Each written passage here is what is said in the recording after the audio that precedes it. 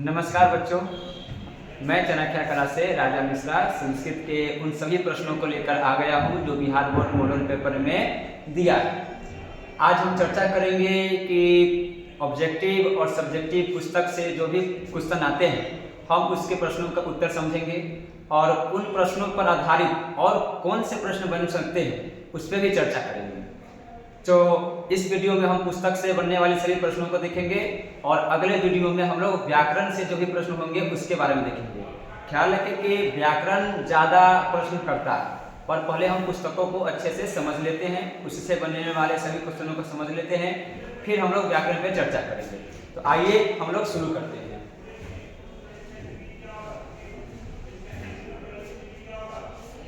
देखिए, सबसे पहला क्वेश्चन है अनृतम का अर्थ क्या होता है। देखिए, अनृतम का अर्थ होता है मिथ्या।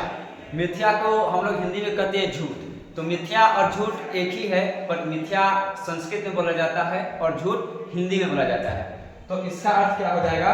इसका अर्थ हो जाएगा झूठ, है ना, झूठ। और हम लोग अगला क्वेश्चन को देखेंगे, क्या कहता है कि बहती हुई नदी कहाँ मिलती है।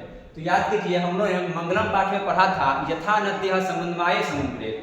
हम लोगों ने देखा था कि जिस प्रकार नदियाँ अपने नाम और रूप को छोड़कर समुद्र में मिल जाती है, उसी प्रकार विद्वान पुरुष को भी अपने नाम रूपांतर से विमुक्त होकर के परमात्मा में मिल जाना चाहिए। उसी श्लोक से इस प्रश्न लिया गया है कि नदियाँ बहती हुई कहाँ मिल जाती है। तो हम लोग को पता है कि नदियाँ कहाँ मिल जाती है। तो नदियाँ सागर में मिल जाती है, समुद्र में। समुद्र का है तब, या फिर सागर का है तब। उसी प्रकार विद्वान पुरुष भी कहाँ मिल जाते हैं? परमात्मा में। इससे 2-3 प्रश्न और बन सकते हैं कि नदियाँ सागर में कैसे मिल जाती है। तो नदियाँ सागर में अपने नाम और रूप को छोड़कर मिल जाती है। एक प्रश्न और बन सकता है कि नाम और रूप को छोड़कर नदियाँ कहाँ मिल जाती है, जो यहाँ पे दिया है सागर में, है ना। अगला प्रश्न की हम लोग पढ़ेंगे।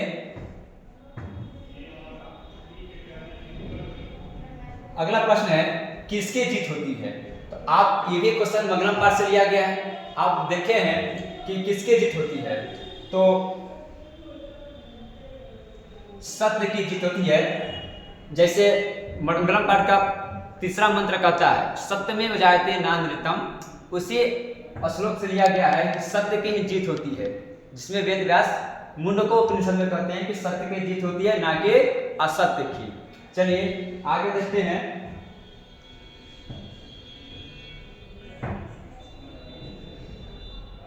अगला क्वेश्चन कहता है सिख संप्रदाय के 10वें गुरु कौन थे।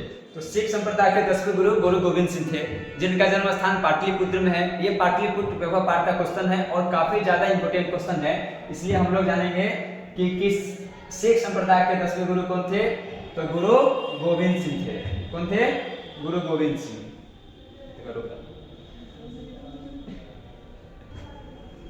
अगला क्वेश्चन का हम लोग चर्चा करेंगे, पटना के किस दिशा में गंगा नदी बहती है। देखिए, हम लोगों ने पुस्तक में पढ़ा था कि पटना के गंगा नदी के उत्तर दिशा में पटना है, पर सवाल क्या कर रहा है कि पटना के किस दिशा में गंगा नदी बहती है।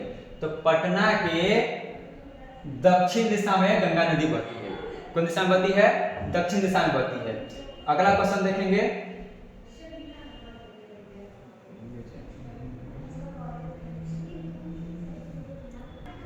चलिए अगला क्वेश्चन क्या है।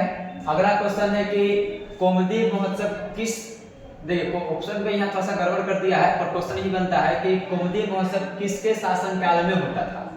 तो कौमुदी महोत्सव गुप्त वंश के शासन काल में शरद ऋतु में मनाया जाता था। तो आपका ऑप्शन क्या है? गुप्त वंश के शासन काल में।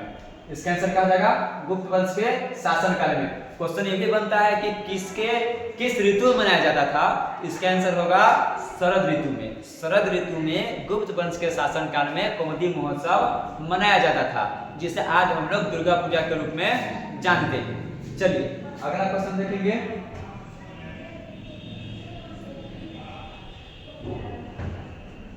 देखिए अगला क्वेश्चन कहता है राजशेखर द्वारा रचित ग्रंथ निम्नलिखित में से कौन है। राजशेखर द्वारा लिखा गया कौन सा पुस्तक है। एक है काव्य प्रकाश, काव्य मीमांसा, कूटनीतम ताख्य, मेघदूतम। आपको पता है मेघदूतम कालिदास लिखे हैं, ये इसका आंसर होगा नहीं। कूटनीतम ताख्य के लेखक कौन है? दामोदर गोविंद। ये भी आंसर होगा नहीं। काव्य प्रकाश पूरे संस्कृत बिहार बोर्ड के सिलेबस में है नहीं काव्य प्रकाश पढ़ना, तो हम ये भी जानेंगे कि इसका आंसर ये होगा नहीं। इसका आंसर है काव्य मीमांसा। इसका पूरा नाम क्या है? काव्य मीमांसा कवि शिक्षा प्रमुख, जिसके लेखक है राजशेखर। इसी पुस्तक में उन्होंने कहा था कि पाटलिपुत्र में सरस्वती परंपरा मनाई जाती थी। इसका आंसर क्या हो जाएगा आपका? काव्य मीमांसा कवि शिक्षा प्रमुख। चलिए अगला क्वेश्चन देखेंगे हम लोग। उपनिषद वैदिक वाङ्मय का कौन सा भाग है? तो ये क्वेश्चन मंगलम पाठ से लिया गया है। उपनिषद वैदिक वाङ्मय के सबसे अंतिम भाग है। यहाँ पे अंतिम दिया हुआ है, इसका आंसर क्या हो जाएगा आपका? अंतिम भाग हो जाएगा। अगला क्वेश्चन है, मेघास्त्रीज ने अपने स्मरण ग्रंथ में किस स्थल का वर्णन किया है? तो आप याद कीजिए, पाटलिपुत्र में हमने मेघास्त्रीज के बारे में अध्ययन किया था, जिसमें उन्होंने बताया कि पाटलिपुत्र में वो 12 अशोक के समय आए थे, जहां पे उन्होंने पाटलिपुत्र को देखा, समझा और अपने पुस्तक स्मरण ग्रंथ में उसका वर्णन किए थे। किसका किए थे? तो पाटलिपुत्र का। तो इसका आंसर क्या हो जाएगा? पाटलिपुत्र का। और पाटलिपुत्र में केवल मेघास्त्रीज नहीं आए थे, 4 विदेशी यात्री आए थे। इत्सिंग आए थे, मेनसोंग आए थे, मेघास्त्रीज थे और फाइहान थे। ये सवाल बार बार पूछे जाते हैं, इसलिए ये ज्यादा इंपॉर्टेंट है। चलिए हम लोग अगले क्वेश्चन की ओर देखेंगे। सत्यमेव जयते नानृतम, सत्यमेव जयते नानृतम, यह जो मंत्र है यह किस उपनिषद से लिया गया है? सत्यमेव जयते किस उपनिषद से लिया गया है? इसका आंसर आपका होगा श्वेताश्वर उपनिषद। श्वेताश्वर उपनिषद इसका आंसर हो जाएगा। मंगलम पाठ का तीसरा मंत्र है। अब देखिए अगला क्वेश्चन क्या है आपका? ये आपका व्याकरण से क्वेश्चन है। तो हमने पहले ही कहा था कि व्याकरण से रिलेटेड जो भी प्रश्न होंगे उसे अगले प्रश्न में अगले वीडियो में देखेंगे। अगला सुनते हैं।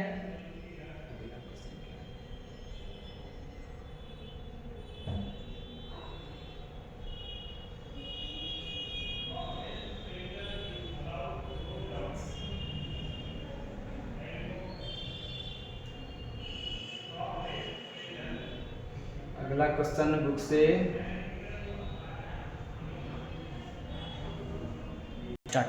देखिए, अगला क्वेश्चन बुक से लिया गया है।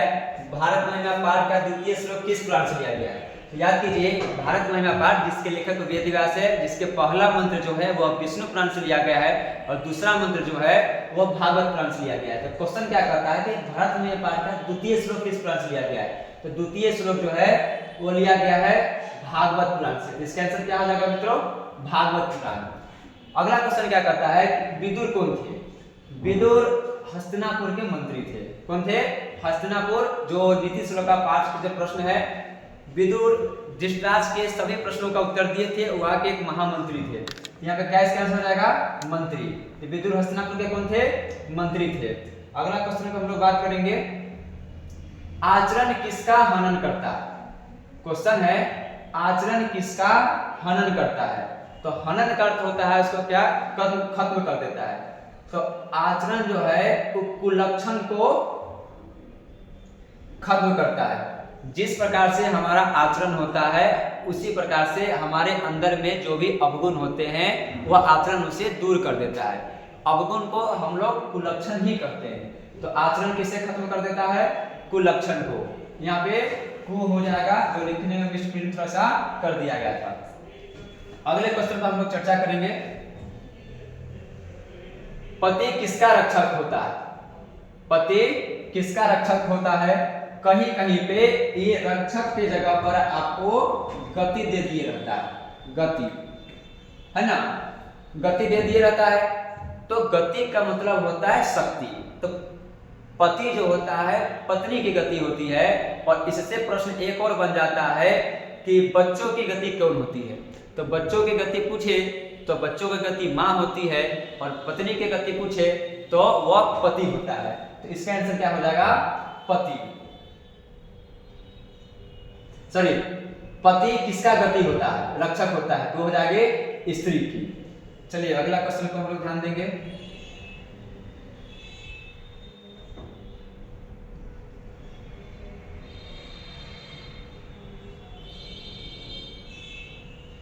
स्थिति शोक निर्मूला धावंती जन्मदः। कहां से लिया गया है?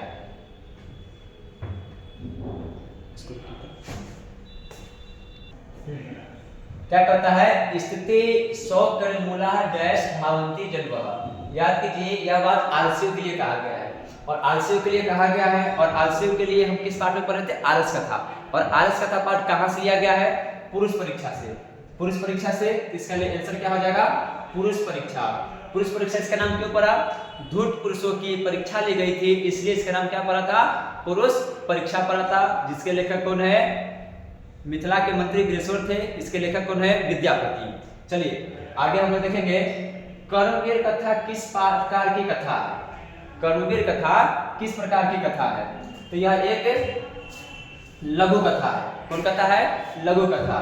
अगला क्वेश्चन कहता है, बालक किसकी शैली में आकृष्ट हुआ? बालक किसके शैली में आकृष्ट हुआ था, उत्कृष्ट हुआ था? देखिए, यह पाठ कर्मवीर कथा से लिया गया है। याद कीजिए, जब पहली बार मुखनटोला को देखने शिक्षक आए थे, तब राम प्रवेश को उन्होंने क्या किया था? अपने मध्य विद्यालय में नामांकन करवाया था। तो उस शिक्षक के ही देख रेख में वो बच्चा, एक छोटा सा बच्चा, गरीब परिवार का बच्चा राम प्रवेश राम, एक बहुत बड़ा प्रतिनिधित्व करता है केंद्र सरकार का और अपने नाम की ख्याति पूरे देश में फैला देता है। तो बालक किसके शैली में आकृष्ट हुआ था? तो हुआ था शिक्षक के। शिक्षक के। अगला प्रश्न कहता है, बूढ़ा बाघ क्या देना चाहता था? बूढ़ा बाघ क्या देना चाहता था? तो लोभ से लोगों को भस्मीभूत करने वाला बूढ़ा बाघ क्या करता था कि सोने के कंगन, लालच है ना, सोने के कंगन देख करके पथिक को क्या किया था? लालच में फंसाया था और अंत में उसे लालच का खमियाजा भुगते हुए मृत्यु को स्वीकार करना पड़ा था। ये व्याघ्रपति कथा का यह प्रश्न है। अगला कहता है, पथिक कहाँ फंस गया? उसी चैप्टर से प्रश्न लिया गया है, पथिक कहाँ फंस गया? तो पथिक कहाँ फंस गया? घोर कीचड़ में। पथिक कहाँ फंस गया था? घोर कीचड़ में। जब पथिक को बाघ ने कहा कि आप तालाब में जाकर स्नान कर ले, तो वास्तव में वो क्या था? तालाब नहीं था, अपितु वह एक घोर कीचड़ था जहाँ पे पथिक फंस जाता है और बाघ के द्वारा मारा जाता है। चलिए अगला क्वेश्चन कहता है, इंद्र किस रूप में कर्ण के समक्ष प्रकट हुए थे? इंद्र किस रूप में कर्ण के समक्ष प्रकट हुए थे? तो इंद्र ब्राह्मण के रूप में, शक्र भी उसको कहा जाता है, ब्राह्मण के रूप में प्रकट हुए थे। अगला क्वेश्चन है, समय बीतने पर किसका नाश हो जाता है? तो समय बीतने पर शिक्षा का नाश हो जाता है। समय बीतने पर शिक्षा का नाश हो जाता है। चलिए अगला क्वेश्चन पर हम लोग बात करेंगे।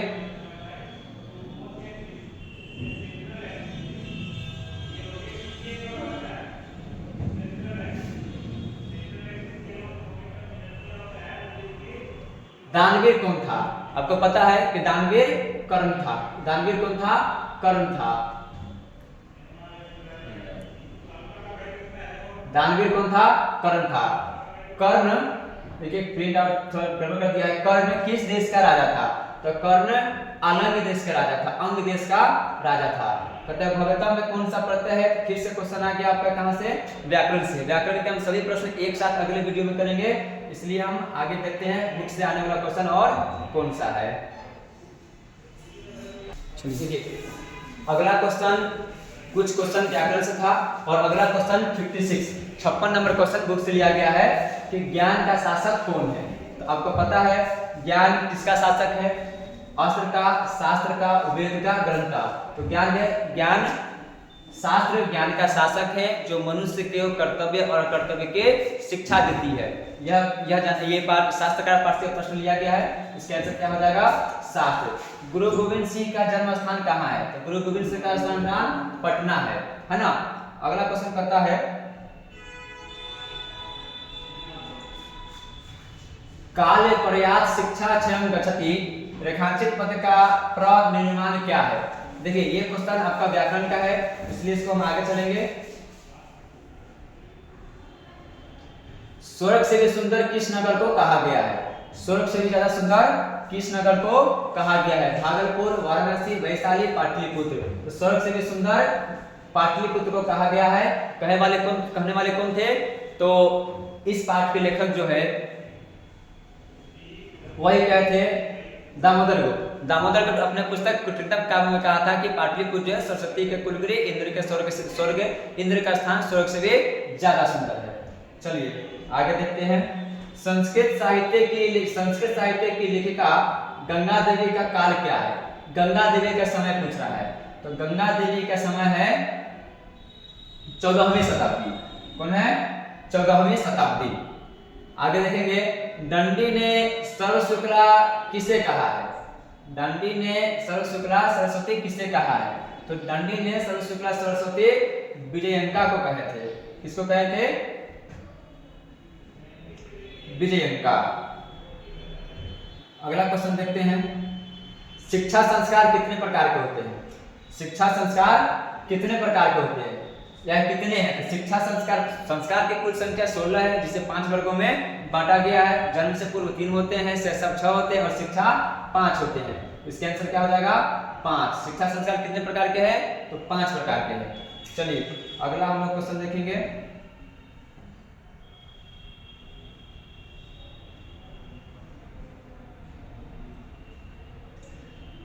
चरित्र का निर्माण किससे होता है? चरित्र का निर्माण किससे होता है? तो चरित्र का निर्माण आपके संस्कारों से होता है। अशांति से चरित्र बनता नहीं है, वैर से तो दुश्मनी होता है, और इनमें से तो चरित्र का संस्कार क्या होता है? संस्कारों से होता है। कहता है संस्कृत बिना न संस्कृति, संस्कृति बिना न संस्कार, है ना। बिना संस्कार के आप मनुष्य भी नहीं बन सकते हैं, जिसके बारे में भर्तृहरि कहे थे, है ना।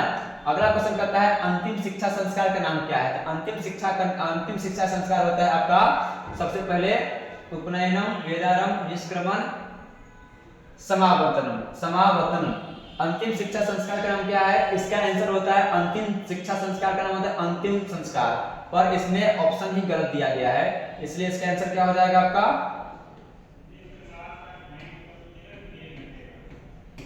अंतिम संस्कार।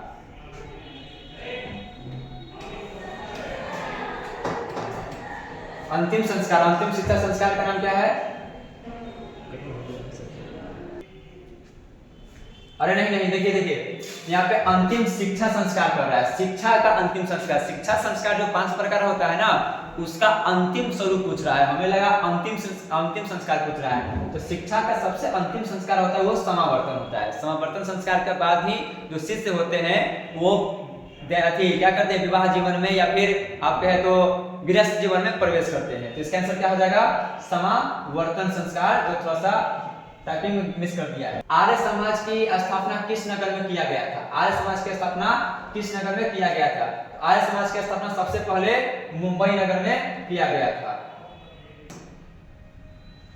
स्वामी दयानंद के परिवार किसका उपासक था? स्वामी दयानंद का परिवार किसका उपासक था? तो स्वामी दयानंद का परिवार शिव का उपासक था, शिव का उपासक था। फिर आगे क्वेश्चन कहता है लज्जा होम संस्कार किसमें संबंधित है? तो लज्जा होम संस्कार विवाह संस्कार कहाँ है? विवाह संस्कार से संबंधित है। इसमें विवाह संस्कार को पवित्र संस्कार माना गया है। अगला देखेंगे हम लोग। अगला प्रश्न आता है आपके व्याकरण से। चलिए अगला क्वेश्चन है आपका कन्यादान किस संस्कार में होता है? ये तो कॉमन सवाल है, सबको पता है कि कन्यादान किस संस्कार में होता है। तो कन्यादान किस संस्कार में होता है? विवाह संस्कार में होता है। चालुक्य वंश के राजा कौन थे? तो चालुक्य वंश के राजा चंद्रादित्य थे। चालुक्य वंश के राजा कौन थे? चंद्रादित्य थे। अगला क्वेश्चन कहता है बृहद संहिता ग्रंथ के रचनाकार कौन है? बृहद संहिता ग्रंथ के रचनाकार है इनमें से कौन है? तो आपको पता है पाणिनि जी व्याकरण लिखे थे, ये होगा नहीं। पतंजलि जी हो गए, आर्यभट्ट थे नहीं। 12 मिनट एक बृहद संहिता एक वैज्ञानिक ग्रंथ है जिसको 12 मिनट द्वारा लिखा गया है। अगला क्वेश्चन कहता है भास के कितने नाटक है? भास के कितने नाटक है? तो भास के कुल 13 नाटक है और 13वां नाटक ही है कर्णभार, जो हम कर्ण दानवीरता पाठ में पढ़े हैं। अगला क्वेश्चन कहता है मैं वंशहीन हूं, यह किसने कहा था? मैं वंशहीन हूं या बाघ ने पति को अपने आप को अहिंसक साबित करने के लिए कहा था कि मैं वंशहीन हूं, मेरे पुत्र मारे गए, है ना, अब मैं शिकार नहीं कर सकता हूं। इस प्रकार की बातें उनको कहा गया था। तो कौन कहा था? बाघ कहा था। कहता है निर्गिताना च वहिना, है ना, डैश श्लोक किस पाठ से लिया गया है? तो निर्गिताना च वहिना भारत नव्या पाठ से लिया गया है। अगला क्वेश्चन कहता है बिना बुलाए कौन आता है? तो बिना बुलाए मूर्ख आता है। बिना बुलाए कौन आता है? अनाहुता प्रवेशति अपृष्टे बहुभाषते श्लोक से लिया गया है। नीति श्लोक का 14 प्रश्न है ये। बिना बुलाए कौन आता है? मूर्ख आता है। अगला प्रश्न देखेंगे,